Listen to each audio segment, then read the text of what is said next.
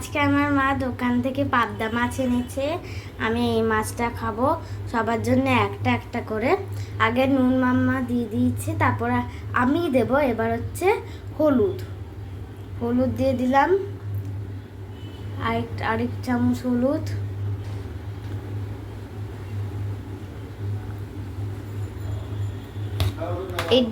এই ডিম মাছটা খাবো, কারণ এটা তো একটু মোটা মোটা লাগছে, তাই জন্য। এবার আমি মাখিয়ে নিচ্ছি, সবগুলো মাখিয়ে নেব।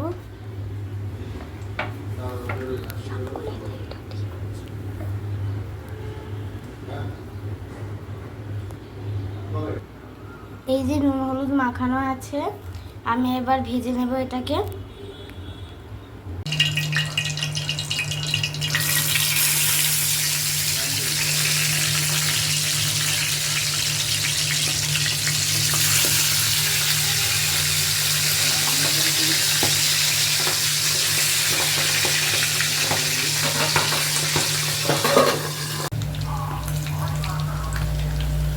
মাছগুলো ভাজা হয়ে গেছে, আগে তিনটে ভেজেছিলাম, এবারে দুটো। এবারে এগুলো তুলে নেব। এই যে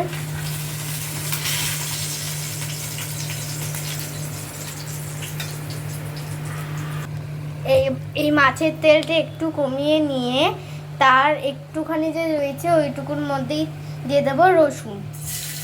বাবা কি শিখছে রসুন, আমার রসুন সবচেয়ে ফেভারিট। একটু ভাজা ভাজা রসুনটা হবে, তারপরে আমার তো রসুন সবচেয়ে ফেভারিট। সবেই রসুন দিলে আমার কি যে ভালো লাগে।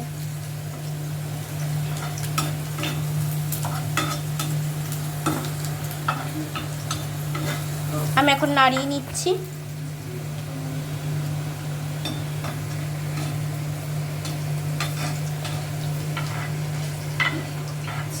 এবার দিয়ে দেবো পেঁয়াজ। কি বাবা কি ছিটছে।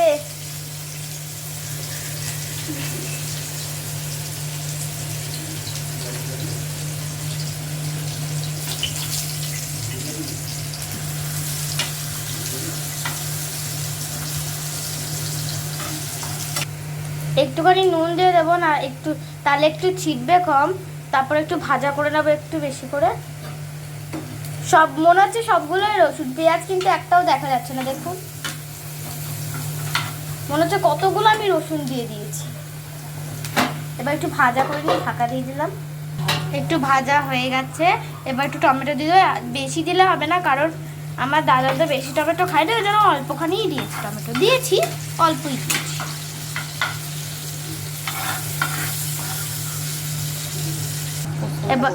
এবার একটা বাটি নিয়ে পোস্ত বাটা দিয়ে দেব, তারপরে দিয়ে দেব এই যে পোস্ত বাটা, তারপরে বাদাম বাটা,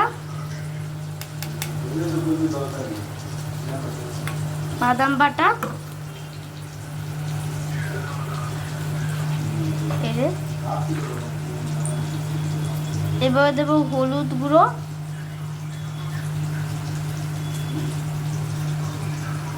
এতে এবার জিরে গুঁড়ো দিয়ে দিলাম। তারপরে আমি একটু নুন দিয়ে দেব। এবার একটুখানি ছড়াই, একটু জল দিয়ে দেব।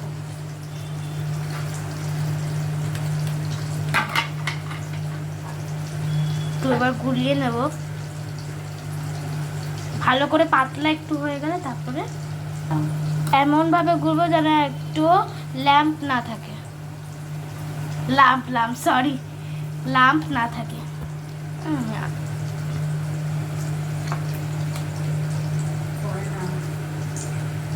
পুরো জল জল।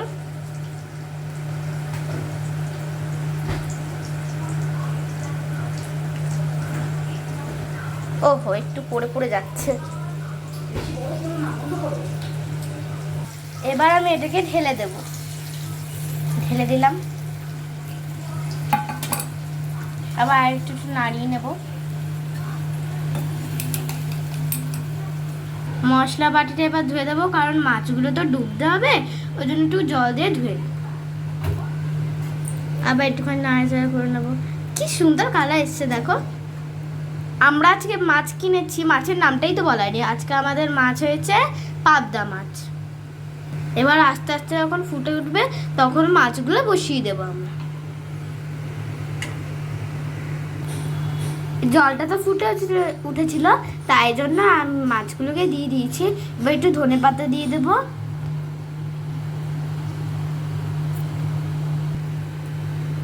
দু মিনিট স্ট্যান্ডিং করিয়ে তারপরে একটু কাঁচা তেল দিয়ে, মানে সর্ষের তেল দিয়ে তারপরে বন্ধ করে দেব।